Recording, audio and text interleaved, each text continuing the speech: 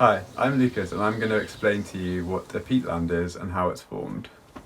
In essential terms, a peatland is a wetland ecosystem consisting primarily of dead and decaying organic matter, which mainly comes from plants, though all sorts of organisms have been preserved in them. Peatlands are hugely diverse and can form in a number of different conditions.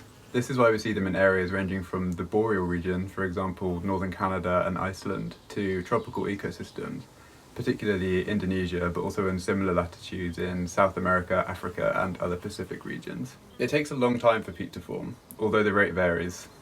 On average, around 1 millimetre of peat soil forms on a mire over the course of a year.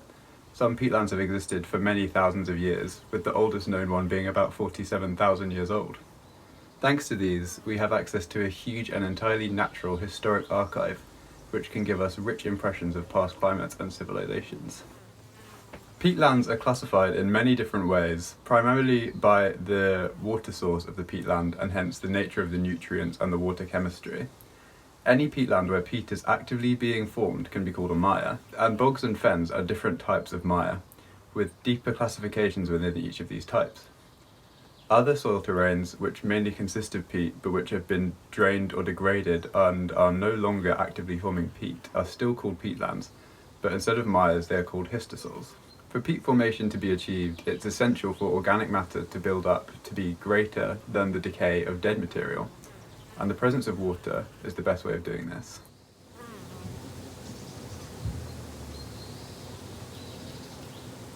This waterlogging makes plants have to adapt to these conditions. So the plants that grow in these ecosystems are completely different, but also the animals and even the microbial life in the soil are completely different. In terms of the carbon cycle, plants photosynthesize, and in photosynthesizing they draw down carbon from the atmosphere, and when they die, normally microbial processes would decompose that carbon and return that carbon onto the atmosphere. But in peatlands there is not a balance between these two things, between photosynthesis and decomposition. But decomposition is slowed down because of lack of oxygen in the soil, and in slowing down it allows peatland to accumulate carbon that has slowly accumulated over millennia. So this means that peatlands are a carbon sink.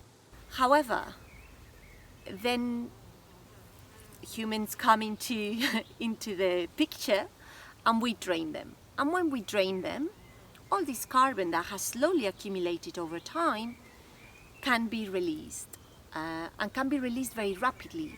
One example is the fires in Indonesia. We can release tons of carbon back into the atmosphere in a very small amount of time. This is obviously a problem.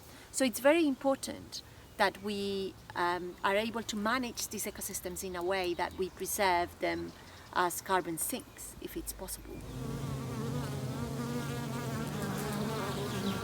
Peatlands are not only massive carbon storage containers of time and history, but peatlands are also of global significance for biodiversity, with the majority of peatland species and habitats rare, threatened or declining. By definition, biodiversity is the variability among living organisms from all sources, including terrestrial, marine and other aquatic ecosystems, and the ecological complexes of which they are part. This includes diversity within species, between species, and of ecosystems.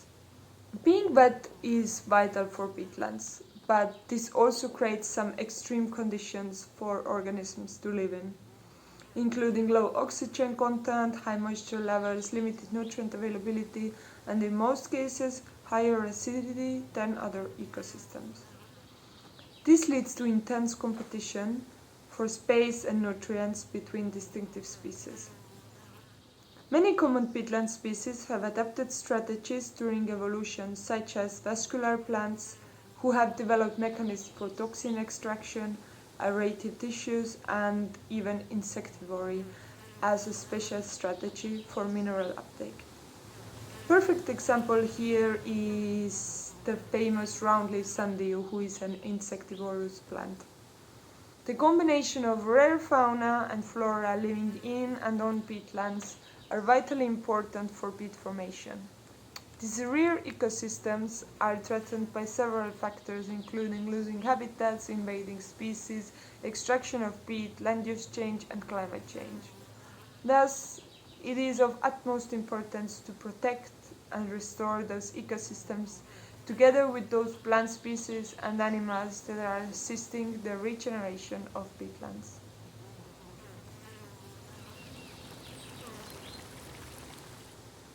Another important benefit of peatlands is their potential to contribute to natural flood management. Flooding costs the UK economy over £1 billion a year, damaging homes, infrastructure, as well as having a devastating effect upon people's lives and livelihoods. Many peatlands occur in our hilly and mountainous areas, particularly in the UK, where around 10% of land surface is covered by blanket bog. There are several different types of peatlands, with blanket bogs occurring in our upland areas.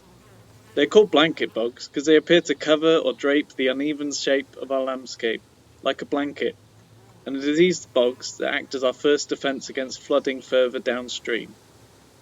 Basically, peatlands act as a buffer to flooding, slowing the flow of rainwater in the upland of a catchment. Peatlands are famous for their water storing capabilities, with peat actually containing less solids and more liquids by weight than milk. A peatland may be compared to a wet sponge. Since a peatland's water table is generally close to the surface, they possess only a limited capacity for additional soil water storage. So a sudden storm will actually cause water to flow over the surface rather than be absorbed as is traditionally considered. So how do peatlands actually help then prevent flooding if they're already nearly saturated? Well, they do this by slowing the flow of rainwater over the land surface, by the rough surface that natural vegetation creates.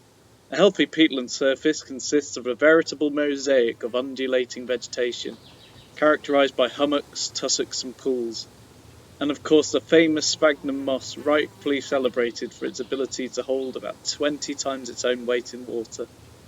A damaged and degraded peatland will have much less diverse vegetation cover, frequently less sphagnum moss, and may even be characterised by areas of exposed bare peat soil. As the underlying peat soil dries and breaks down, it becomes even more compact and dense, losing its water-holding capacity. Degraded peat is also more easily eroded, which forms channels for rainwater to quickly enter rivers and streams, thus increasing the chances of flooding in the downstream river channels, as they cannot cope with the volume of water all at once. Revegetating peatlands and blocking drainage gullies were shown to reduce peak river flows by approximately half compared to unrestored sites.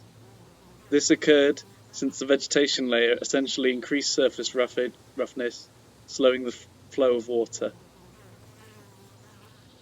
By reducing peatland cover through damaging activities such as heather burning, vegetation cutting and peatland soil drainage, we have inadvertently reduced their capacity of these ecosystems to prevent flooding further downstream. Globally, about 500,000 kilometres squared of peatlands have been damaged and degraded by human activity, blanket mires being amongst the most heavily damaged ecosystems in the UK.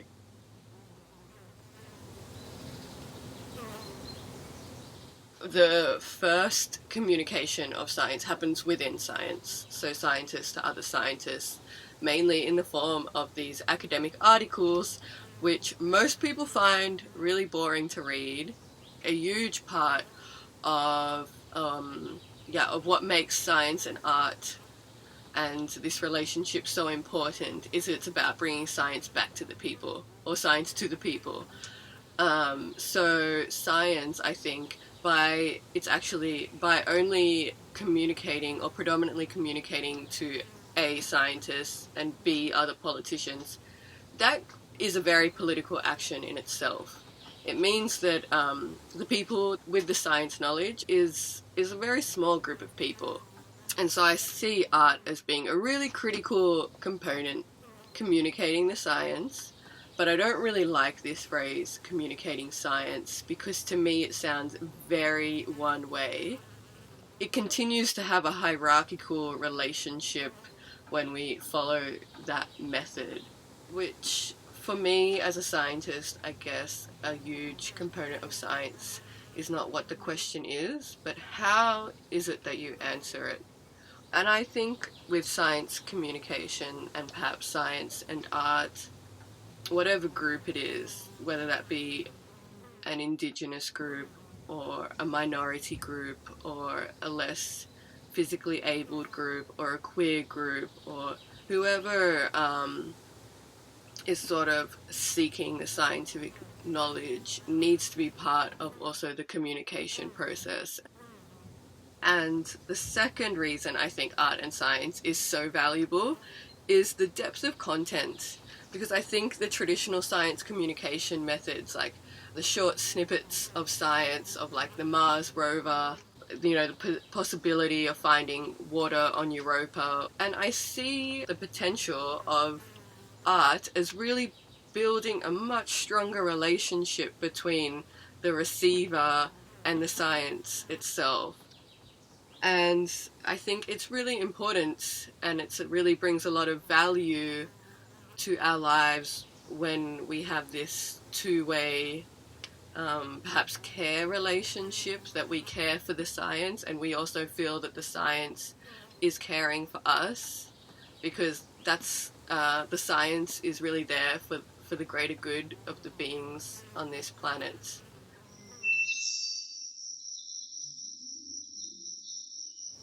I've been asked what's my favorite thing about peatlands. I think my favorite thing, I love everything that has to do with peatlands, but my favorite thing is the fact that to me they are wild ecosystems.